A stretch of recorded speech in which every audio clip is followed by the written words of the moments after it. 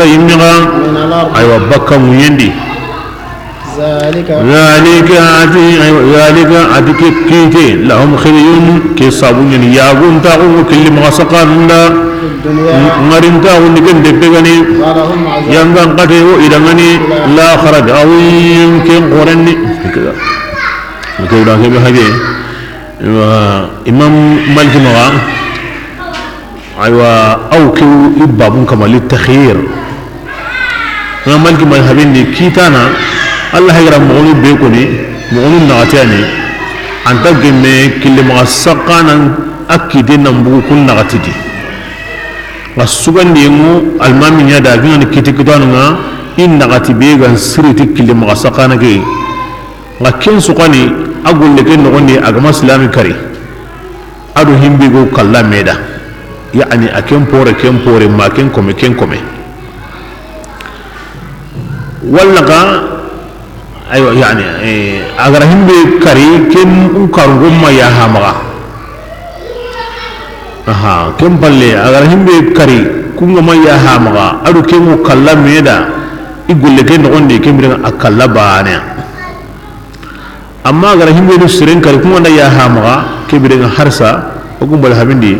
كيتي موسى غني كيتي كوتانا نامو كن نغاتي بيغا ندلو غادا na kitinda tanun kutuna mesori muna kata baka munyindi wakibringa ne woni kite nuta na asiti na akata baka munyindi kunna wati himmi ganal lu almaminda awakemu dabarne ken gaw hayri ti amamin duru qotenga agulli bude killajira adalla surun bagana adalla surun poine gebringa kya sirani tay arhimbe yang kawa kennya ay nagara sire kari arhimbe ko kala meda kunga ma ya hama gebringa ankara ko keni imam al-madhhabinga fi al-hirabat qili muwasaqandi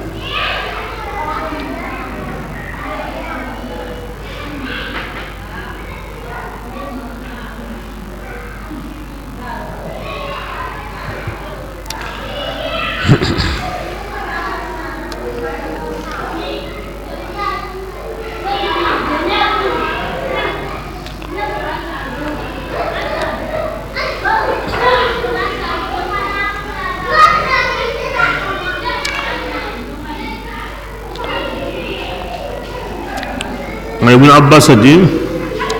تأوكي لترتيب الأهوال لحال المتوسقة ميكما لناغر السريكري أو كلا بسيتين دي ناغر السرون كريم نابوري لغا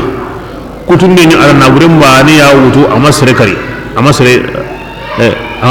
سريكري قطن دي نعني سرون بغا نكا أما نابوري وتو أما سريكري نغاو سرون كم دي بانا تانيمي بوشافي قا مكيا كما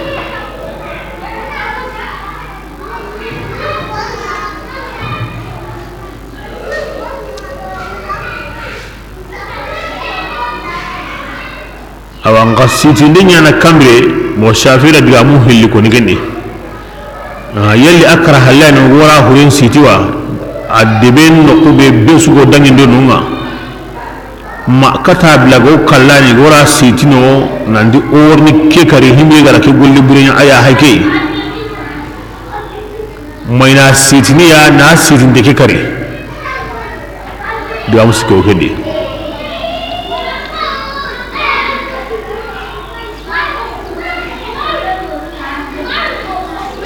wakatan den bega ko gani mo ya kengo siki sere kan ta menya na kenso kendi ka solonde mwadi kenso ga kina katan den wala buda awajibin ala ulati umur lil muslimin aywa islami kan kun kama ado kware kun kama ina hogo tagendi hogo kahundi aywa ina suka monde na nyungin kanda na buren kanda na nyungin tanga na buren tanga ken wajibi ne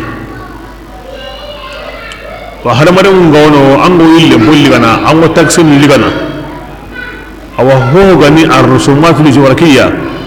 awa taksi anya duwai yawo anya bitigin kallen ngawo anya tabal kallen ngawo an gina kelli kana ken wa nyawa wajibi ni anga kama ana sirun yonkin tanga ni na buren tanga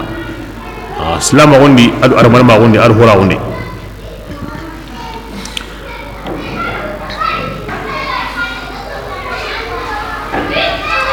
bismillah illa alladhina ma ganta killi ma saqam bin tabu kunga tubi baka killi ma saqandi igatu min qabli an itubihum kana taqdiru alayhim agawindini kebiranga kun qallesa kebiranga kun takabuari wa gollinga bonomo o mo Allah tubu nyako na halle serebe gollinga ni killi ma saqinga anda hubure gabe nyaadi kem palle aywa an simme an tubi kata Allah na ni imaliga kebiranga ken takabu lagara khallegedi Allah ga fiya gun dagun da dunari aro lagara kebira ken takabu lagara khallendi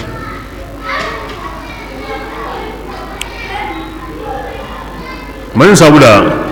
basana aywa ay tube jini mun takorna da ngaduna kalle ke mo nyimi hina de angar himmeni na bo mbono danga witu angar himmeni sere karanga witu angar himmeni jogi anyani tu kebirenga angana ya wuni mema indati wa kalya me aywa me kallengo gemi ido menaga o kenis he ingati ya ha maga kenis he ingata ni qalsunun sabiya kenis he ingati ya ha maga me kenis he wa Allah ko ni kallenyi me aganda tubinani amarige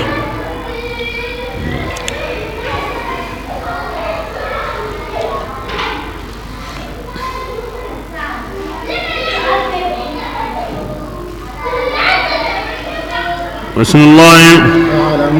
واعلموا وغناتم الله تعالى غفر من يني دغني من ننيا يعني كمرني حد دين سو كمانده الله كون قلم باغي دون كنيمه اتو كدا اوالو هورين كارغولو مينغا جوغين تن كارغولو مينغا نابرك موندو مينغا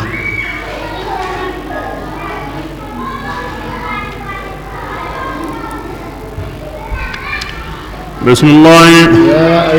يا يمو كم تمني جل أبقى الله أغنى سنك منه كتا الله تعالى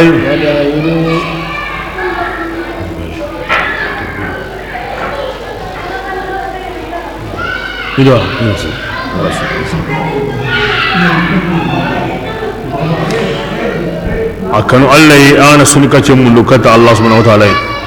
وجاهدوا أنا جرقتيا الله تعالى دين مربيني أو سينكم تفلحون أغنى تقيق بكتاب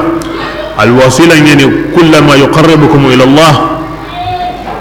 هو قوينا الساوي إنكم يتمدنكة الله تعالى قلبتي يا كي تغني الوسيلة هو قوينا الساوي نانتن تندي كتا الله كي تغني الوسيلة كي تغني السنكة أنا فرد يو anya nahila yo qulmi alla gada ko farenda mo be hadith sinindi wala yazalu abdi yataqarrab ila bin nawafil commenta gilli aga tinto munde yana katina nahila nunga mingarin ko me kanu ngannin ko me kanu wakati be nanya ataronga tarobe aga mugini tayi ay wakata hadithinga tarobe aga mugini tayi serebe gananti awreni ataro anta ho mukutai maganta alla ya mariye ya gabe aga warni tai awreni anta ho hayniti ya ga maganta himbe go alla dumandini kitebe aga rigani tai anta ho riganati kitenga maganta himbe go diganada tabe aga tirne tai kingine anta wa eternity tangana ndiga nokusu maganta nokube alla gara ayamal tinun digainga نعم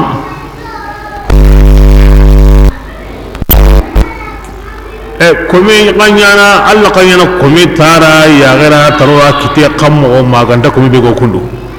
سربي غي سغونينا تي يا غينا أبي سغونينا تي تاني كتي ني تروما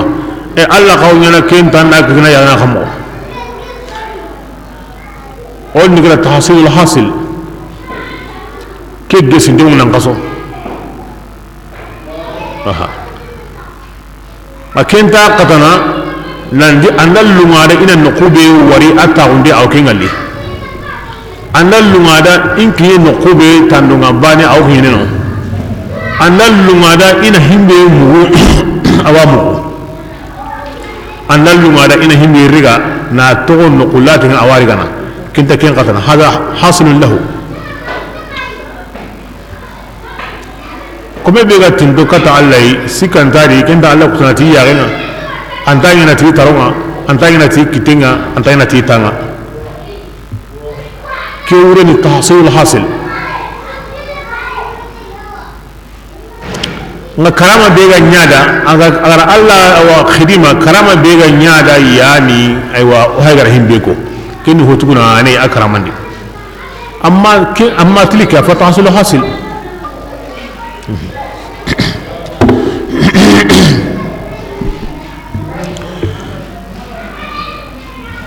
aw halisen gudeni wallahi andakuna iwa baranini yani agana kibe mundi mai wanyana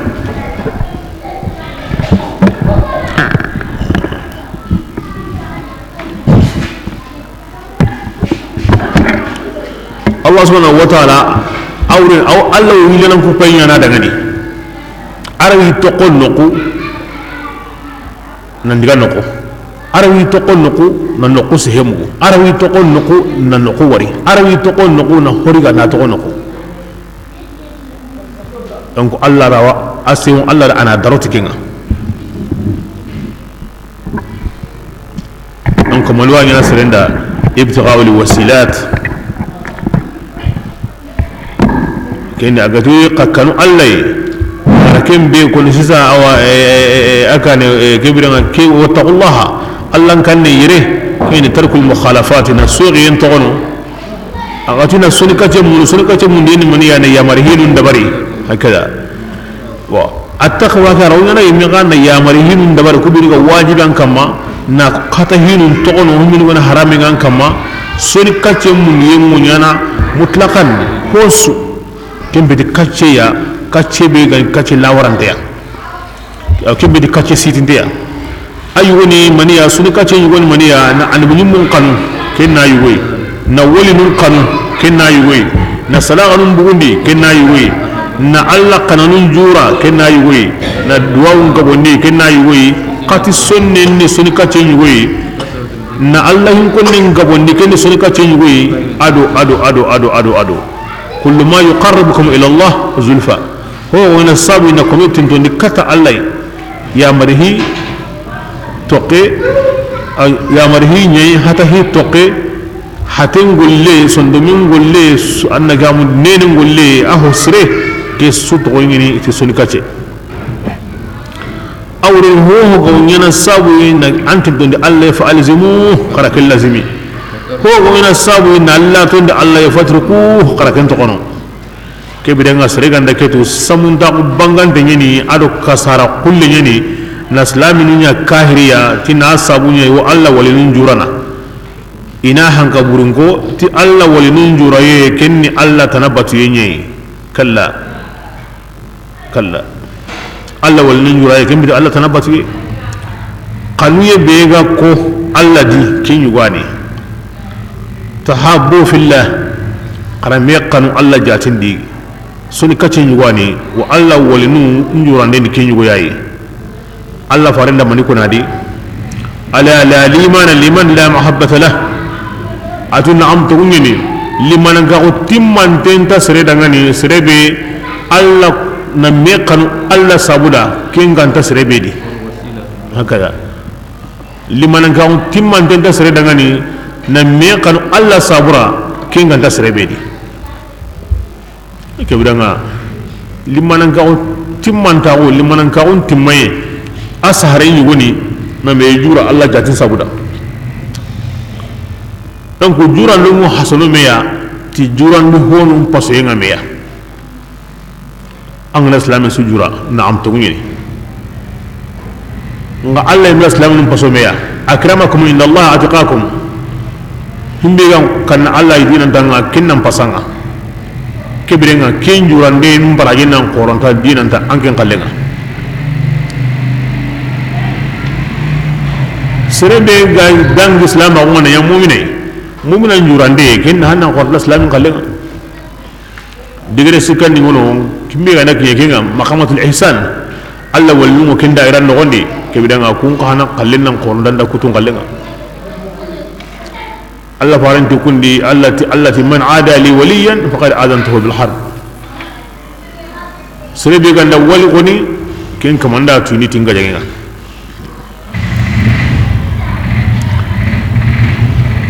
na wani njura angarinteo akaranteo asu na hangai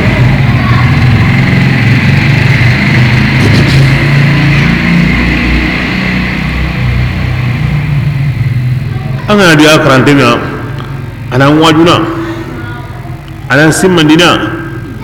anna ayanunya karana alla na ahinne kendi abarajan kine ana hinne kende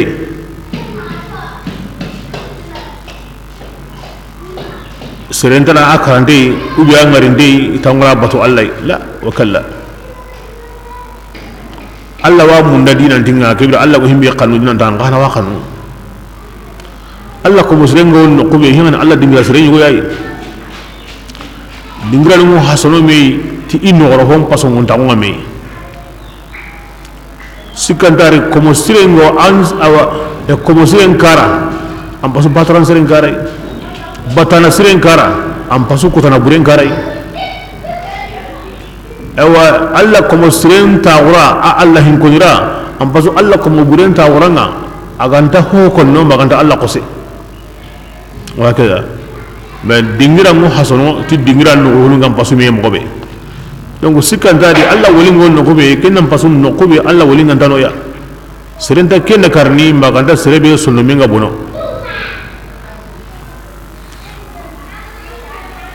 ya besu nya khara to gadi ho wala sabu nanti don dikata allai am khara to ko kendi de ho wala sabu inna alla to allai kebrenga ken qallatai anna du qoto kemo kama la'allakum tuflihun tayi wondi ago taqikatana alla ganati la alla ke ngurena haqiqatan sir suga kanu allai na tinto mo mundu katai ko ga walla to ndina na kem payna tokono ma alla gara taqikinanga duro qoto yam palle alla kilendi bismillah innal ladhina yumdinu kuma kafirun haranga na hon sunyana idangani kenga munyini asususu na metana yamahu kapai ko sabuda ikunna idu maganasa tikempoya yorsigen kodanga ima yirigandini gilliya walahum adabun yangangati widangani ken torantini lagara kota Allah subhanahu wa ta'ala aya ko nan ke laga ko da sangara hede duro ko to yande nan du ko to gilaga makki tikahiri haranga nan nyendi no ho sukini nan tlaqari na double na me tanaka hay na kin kini kahiri bani suya ana kini allah ni wara tiken datlandini har gina ga wa ma kin datlandini kini na kanda na qur'an ni landi ko ko dum mo be ya angana dire anna hokini ay kenda langara de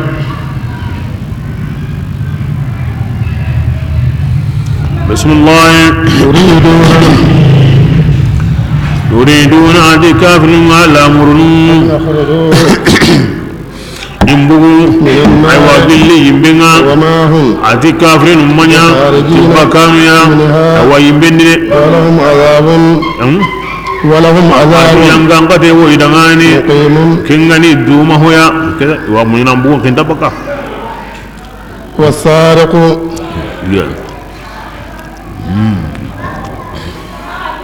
وجاهدوا في سبيله نجهاد يعلك لدي جهادي باتيم بقوري واني ينغا جهادي كالتني هلياي جهادي تغني على جهادي قوري جهادي تغني ني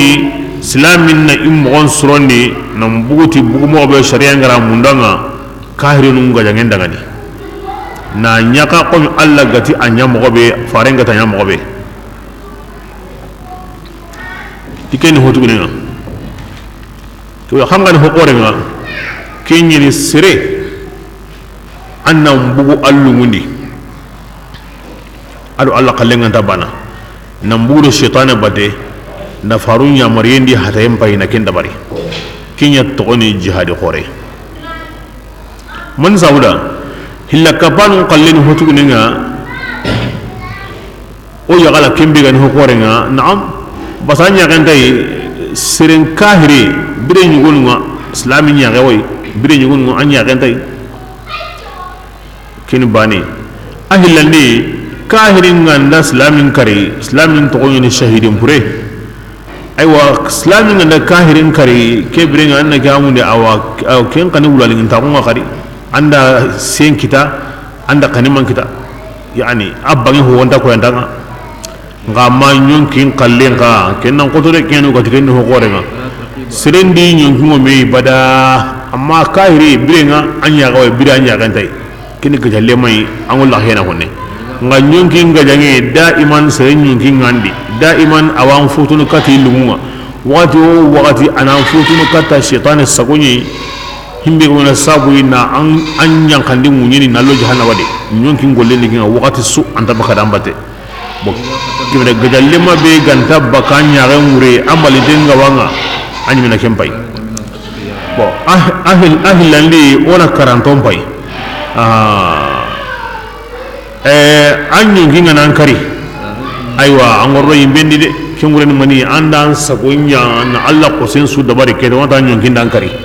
ke bi angorro yimbendi de angana ni konne bani he gande kinga nan kari anyu no arjanna angana kata ken kalliya ni kene ulalin tamu nambara sagonya na qosenya himbe ga sumara na ken da bare huffal jannatu bil makarihi wa huffat النار بالشهوات arjanna ila riga na gornkati tinyon awa tinyon kin kon himbane himbe kan dalil nyonkinda an andaro ken digandi nan diga kebira an baka arjanna kama me jahannama gaira hinga gornkatu tinyon kin lugumbane an nan nyonkin lugun digan farasa na tumbogo an rabu yimben kama ina arno kusindi bismillah والسارق عدي حيانا يقمنا والسارقة عدو حيانا يغرما فاقطعوا أيديهما وكتنكم في الإقانة كتنا جزاء كني أيوات ربطوا بيا بما تهمنا كسرا إهل لغركن قولي نكالا كني ينغن قتي بنكال أيوا عقتني يعني عين الصبي منك كتا أحيا غراك تنكتو جا حيين سريه كوي كن نكالوما yang ngati be go ina sabu ina sereta Allah to ndi ameya mira kiti kuti nyaw kenyana min Allah kini yang ngati e bil Allah Allah ta'ala azizun nindana nyani awage mun nindana nyani hakaza faman ati hayana qabi أغتوبي أفاين يقلي أرقل لنصرني الله تعالى أو توب لغنا أو حيانا مغرب الله تعالى قبرنا رحيم يعني قل لهم بلو مغومو أبنو مغورو ما يوتن هناك تنكتو لكن دي مغسو الله سبحانه وتعالى على توب نيكو سرقر هو نيا أنغا توبي بانينا توب نصرني كبرين أنك هموني Allah to yampene honta qora tubunda komu wana kentu honta qora tubunda Allah gara golli bure suko na jahna wallo yenko na dunam padindenko aw tubun konni na begay tubun suri sharti aga ndando Allah yime bani naga kenni sartun ko sikiya ndara qewara ntaga me nyana Allah nimisadi komi hakenda yari ando kenna yaga buguni memaga tubun pay annewde annew biro bire annake dabare biro be an serenta fi gora ko tabe sen diga wakati to seren himbe bure ngani Allah mo ngana junubu ma taw ngorne tubi o kemaya Allah tina ikiten kutu me kiten kutu mo arago kutini haqqe bedi aywa adu kutini awa anaga muni ta haqqe be hayni ngana hillo sikona atoy kebirenga sunna ngana kembangando dangani sunna ngana ko serebe ganda fay أو نندي فايندين من منيهنا تعرف إصلاح المحاكم أو الإسلامية إسلام كيزران ولا ده بيقول ندي فايندين يعني أن له هو نقو بإيمان نولو يندي عندنا إنتي كندا الحريز أم مثال الدبي أنا ديم بونتونو ديم بونغتو إن أنترني أنا ورامينا أنا نقول بسوتني أهلا أنا كسري كبيرا غلينو ولني كمبري حريزيا كمبري نقطة عندي أكو منهم فايدة غكتي كتي إنتادي bona hirizu ngala serebe ga mun na ken ngala fiqhin kitabu ngono awa wala udanta no ko nadi anna misali kitai misali le mu kenya nganga anda wala qibali men kinai loki kompedi anda ho wutuno afay ko ni hirizu ya bani ma no bahile men kinai o kiyene hirizu nga aga kabi anna kiyene ko be ma kino an ga kino an ga hotuno kibrin na bundi kana na wutu ba ne na bundi ka allo bijigindi anda ho mutu amma bugutai hina an fayi nyani an kabari aga ma bugu kitti kuti entadi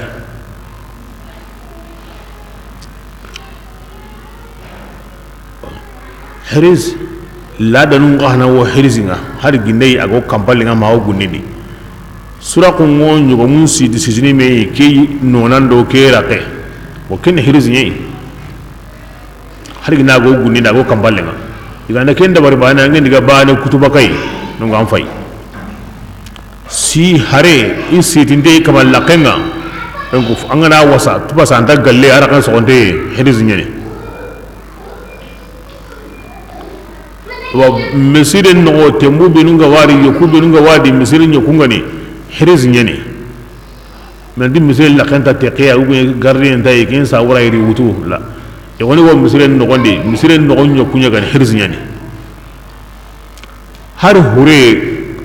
qabrun no nyene ahirizinga kasanke qabrun no gona ahirizinga qabrun ka gardien wayo gardien dawo so daga qabrun jawa na hure nyugon no kon kutu ma ke kasanke ngadro kebrenga gunne nyene kampalle nyene serantano qabru ken no nyene ahirizinga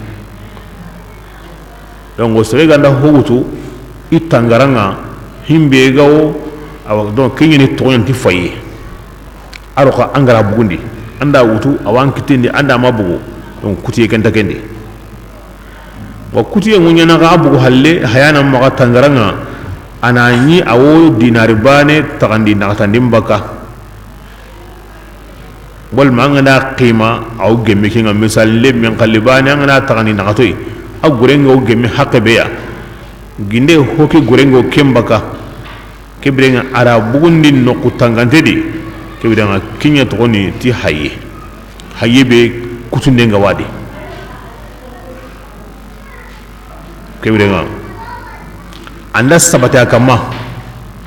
ay meqire tay masjid nunya na sabatinda kama mo kinya wada bar ngange ndara fay ay me makire tay sedanu ma sabatinda kama ay ondaro kingade wanta sabatin gana ndi ona riga na katwa mona riga na degu mai me gautunini ay shari'a tanya na kunwa yanga la sare degu anda kanu autunini atungula garen wa ngaro Allah na ay men kanu Allah nanti ini wal masjidun na sabatinda kama kinya wa sabatinni anta sabatin ni ti ona katu ube ona ro kasonga ube na la kempe aw sege ne shida nu mundini mai men kiretai anta digini anta katini anta kaini magatini wa kunna sabati waqti kebirenga kega ni tahananga attayen kitengo kutini oku mala habini kiten kanni ki kitin digar kan kutin ba kitin qaranga keno ku mala habin kallenga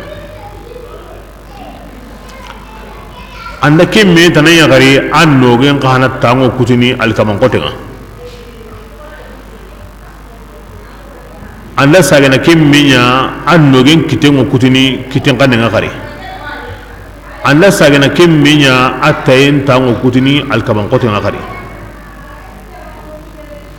anda sagena kemme ya gari aworno kasonga aw tokono ma al halanga suro honu di ay amaro kaso ya ina guhu na baka ne ko mal habindi aworno kasonga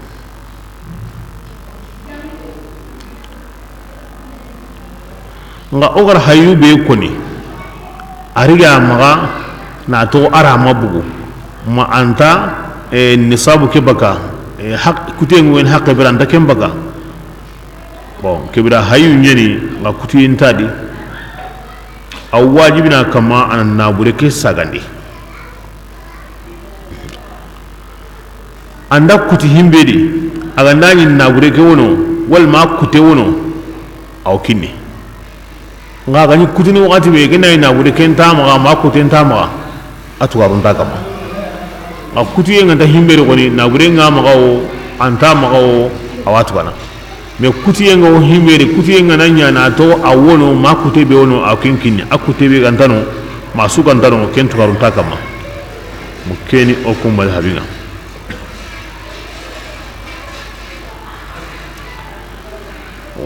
serebe ga nafai khum ayalla rungala ko ni mo be sisa asus afai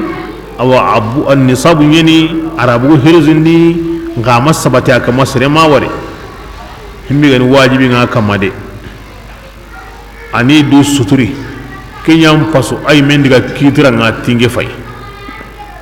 ani du suturi an nabure fayinte ke saga ikamanga antubi kata allah wa kutayin soke mogodi sega kutayo kutenya anga sage ando suturi ando allah na ambane ngane anna sorondi komi na ga na yari anna ya gabundi kenyam pasamunta dinan da anyimen kire ti kutayenga kian mashhur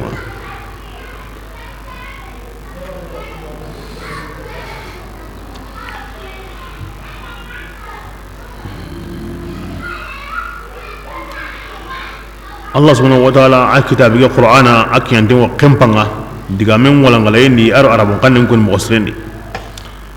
aw honsu walla iyo kendi diga men hana kun mogondi ona hayyin babunya kama ala jobba hayana yugo alo hayana yagare jenen kallen warni awa jopana no ti jenana yagare aro jenana yugo basa yugo nya hankan nan qora hayyendi dina yagarenga ke sawra kempi konira ara hankamman polo ko hina yagaren ka hankan nan qora jenendi dina yugo ma ken sawra ken ko wati ara yagaren polo ko yugo kan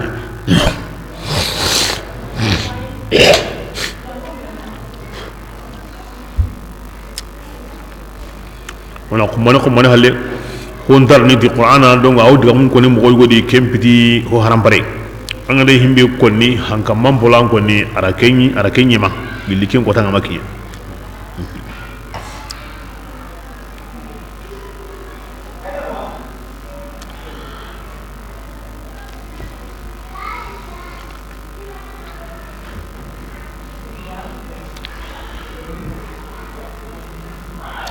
anna hono wari wakti kutuye ke islam woni walebunu inati tiken qoto mogoburu awa sirunyin kulanga munyi sisa mogobe oga bugodu kalama mogobe kenta kabana nyakari manni naro kasonga kemmay wasene donc ke sirun digana ke hiri kenta kabana nyakari keni ganni biye oko aw honi walli ke konni iwa konni awarno islam ni ngon khala yung kulanga yime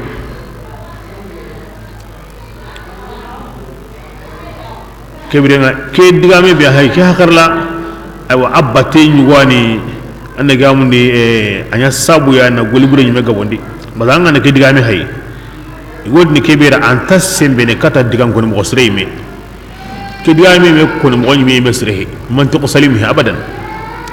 bakenya sabu ya na golibure gabondi na awana gamundi na jamanu gabondi min go groupe ne na me ka huma me na former akane ma on diga kanu serenga on diga doro koso on diga doro riga ke golle anya sabu ina kenga woni anya ande anga diga kaso ngani ni aha kan oti golli buri nyanganu wa kili magasaqan aywa yo hala mare mun yonkindi nabure daiman sagura kun taga maga sagulan konkon tadi lagahiyan tadi wugine gawan jubandi an kilungu la nyimunga unta mi gawan jubandi an kilungu la nyimenga an pon suka monde an na moton sigini lakanga an ram magazin sigini lakanga hara sogonde an ma buguna waranya an kilungu nyimende hayana ngo hayni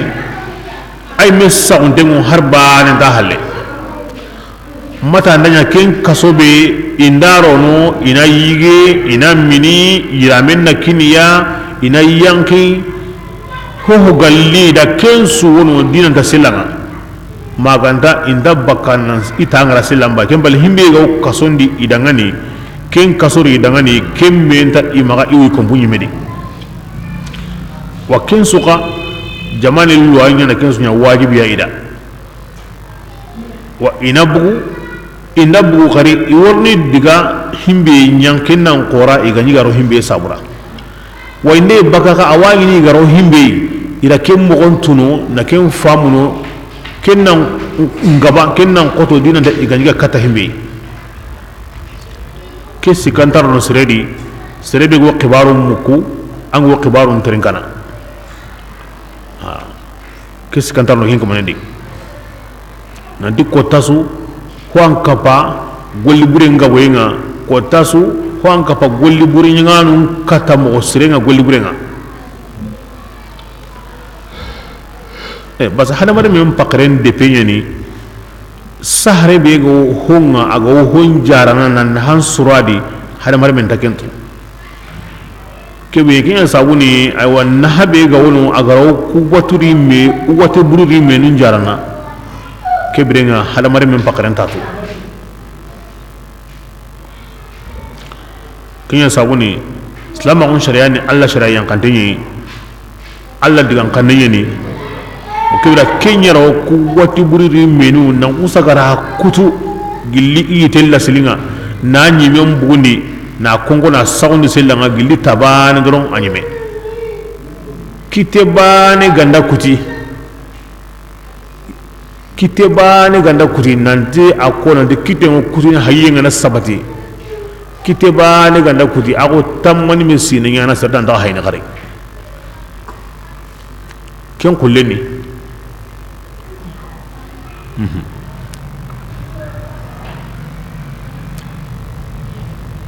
nautu Allah faran kinga nan diga wara ma Umar kinga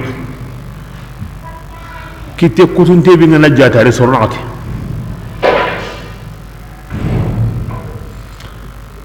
sornati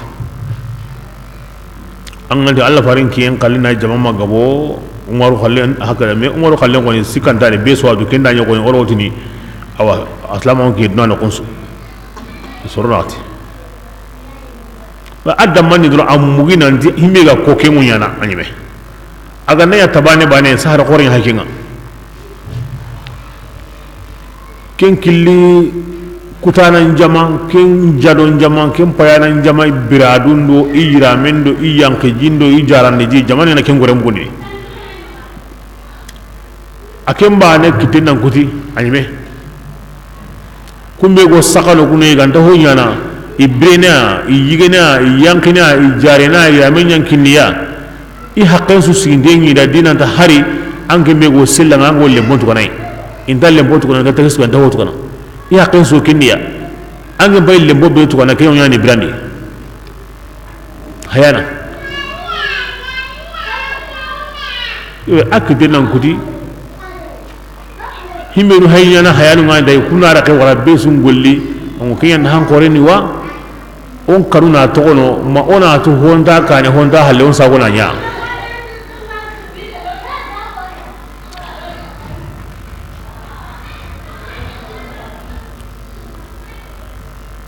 Musa hangan kan wati ma oy menti ti article 220 sirama ta wondo inda hayana ngarbane essence litre tanene tan ate gore almedin baki 20 francs o demi ngona aranga isanji gwe nyimo ni igi ya higurendi jamani ke hayel la kawre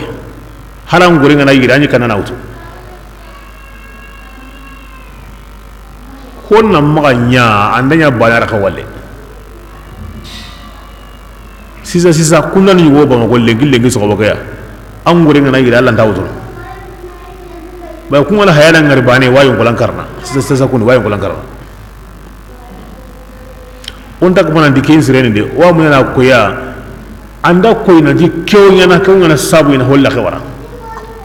aga ko ina di kewnya na wa anya kahana anaya banar khawalle aga tuyari na di honda hayendi ay anda sizanga na girro hayana bade hayana nyimme ya nguru la police nganga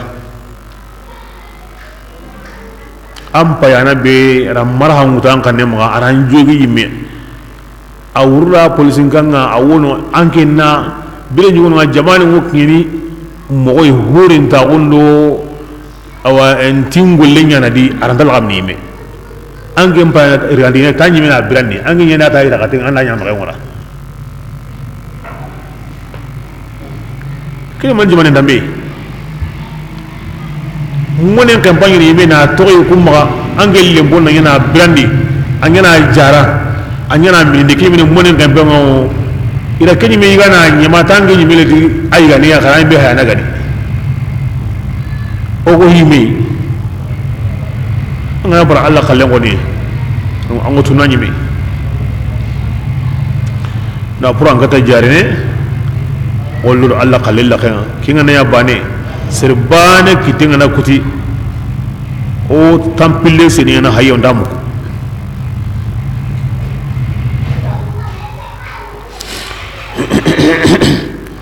Islam unda kitendaro adu serega na kinyan kitenga tan karage men kalle kamu karage men kalle gina kamunenga nyugo min ngande tan karage nyugo min gina kamanga go kulle ngande bugini tumme dirhamin gina kamanga anga tara kitel ara daro ma kitenyi mega na daro ndawon farasaga ke wanda an gen diga an nyaga buni do sere kalle na honni wo khiri gende an ngama ta o mi ta an ngama to ngodar ndawon ko hangure ke wa lo ndawon ko hangu to ngi ngure de no hakeda ke Allah makitel lo de hayana ni male kitel lo Allah ra daro sere ben nak ni ke na bu ko rengi ne ngani mi ga nandu lo ke bi de ngangol lo de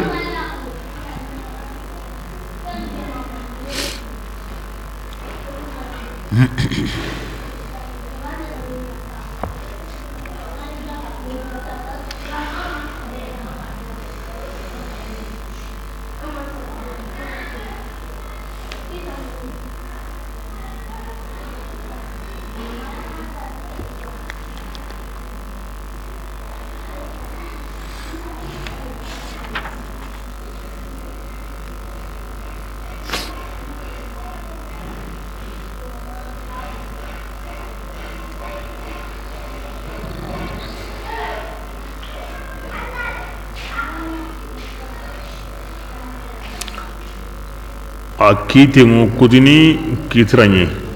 hayyen kiten kinya halle kiti kutranga yampain tadi serega nam pom fay kata habla kinyo agaro gemari mobe gana lunga gala nya hari wi anga tukana wi mobe gala gara nga kinya halle kiti kutranga kinya na sege sege ni keta Allah kata na sege sege mobe anda qura mobe ga awa kutuni ke mogodi akura nanti anga bana kuti kungumendi kebire nga karato kono anta to kono karde wa kanjon den tariqa nan diga sehedo kidi kusana mbati anara ke wara ay ken tadi kata do akino koni agay miro gemadi suluhu be ganda gemwa gay alla qose ke yangaro ken dabarni wagi halle kiti kutranga kebire nga suluhu tadi kanjon den tadi harange be ho kona ngata nya hama ke ngurene aga ngwana himbe kina nganya he kanyadi nga haddi ndike koni kinya halle kitiranga ken Allah khalle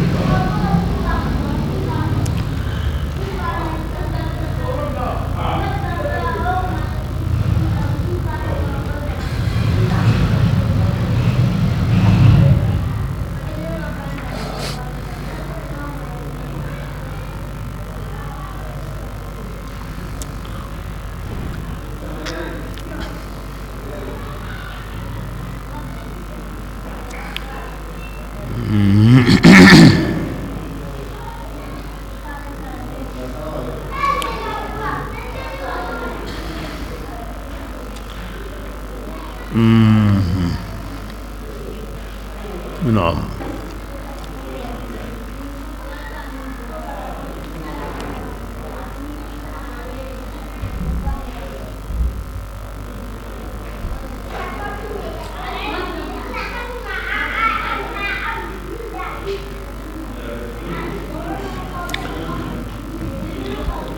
العصبي أدي كوديجيري قرا والسارق والسارقة آية كبيرة هي ومغسلة إلى قرا بديان كن يقول تتعرب يعني إيه كن آية اللي قرنوا إيت والله غفور إيت والله غفور رحيم إممو بديان كن يقن تقول أنتي أمبرا سهبي وكي قوس هنيكي جيت أنت الله سهيني أنت كده الله سهي ساقي قري أتين ساقي إنك كي آية اللي قالوا أنت والله عزيز حكيم أتي يهو كان الله سهي السارق والسارقة فقطعوا أيديهما جزاء بما كسبا نكالا أكنت والله غفور رحيم أتي اللي كو سهيني إتي الله سهي تيجي ساقي قري إساقي إيجا كي إتي والله عزيز حكيم أتي يهو كان الله سهيغا إتي كن دعنا قرآن توا أتي أي كن قرآن توا إتي كم دعنا كتو قمو نانتينجي سمو أتي يغو عزة فحكم وقطع أغنى هو كلام دينا أنا كيتين كتو أتي هانا كتينا كتي لو غفر ورحمه لما قطع أنك أنت أتي هانا يقول لا يغرين كتينا كتي هنية جنا غنيا يا هانا غنيا هنا نعم أما إتنا كتينا كتي أما يا هي نمبني بلا كبي تجلى على السرق بوصفه العزة abange kita nan kama ti magan kutu be gani kallanga kuma kinya sabuna agatina kutu wakini min salim alfitra wa tazkiyat an-nafs war-ruh ha sire an yunkin sininga nei an go aqalnintu nan ko an atu kidiya da saka me kama ya samu qur'ana asun den nan ge mogodi arabu ñoo kento mogosri ala arabu antoine ñoo kento mogosri diga men sa mo me ka bado atike masro ba diga be ko ni ke halle aro ke diga men ta mekta non qur'ana mo mo kinga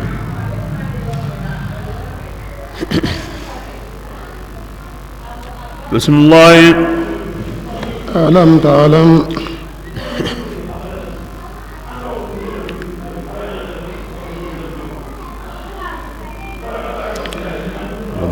ألم تعلم يا لأنك ما تياوا أن الله تعالى كم بكم مرندنا دعني أرجو مرندنا دا الله يمين ينعم قتنا أغرق ينعم قتين أو قفرني يمين دعني أغرق يا هين كانوا كندا الله تعالى لا يعني يعني سوق هم تمغى يعني ينعم قتين ni andalu himbe na ya ngata anakin ya ngata andalu adan na himbe ba ana ya hege ma ana ya homa bismillah ya ayyuhar rasul ya fariki la yuzinka alladhina harib ya hay quraindi aya ki yang wati ngoro kinye kinne koy muhammad bin abdullah sallallahu alaihi wasallam ya ayyuhar rasul ke ko ni qur'an ren ko no hiliya kin banenga banen qawor ni ki surati kini na koy nandi Allah fare muhammadini Allah fare ni baki alki woni kira al-huduri lil ahad al-huduri anga wo himbe tu amure ngoro kenye alli ta'rifin ade me alkin ta'rifun ga ta'rifin al-ahad al-huduri ango kebe to ando mi denga wago khureni de ngoro kenye ki alni kenye kinna sabatindi seru jondi himbe nunga nyiki aya yang kadingranga ahilla kapana ado akita bigan kendo amuna hakinda islami nanti mahalamin ni ke hare بسم الله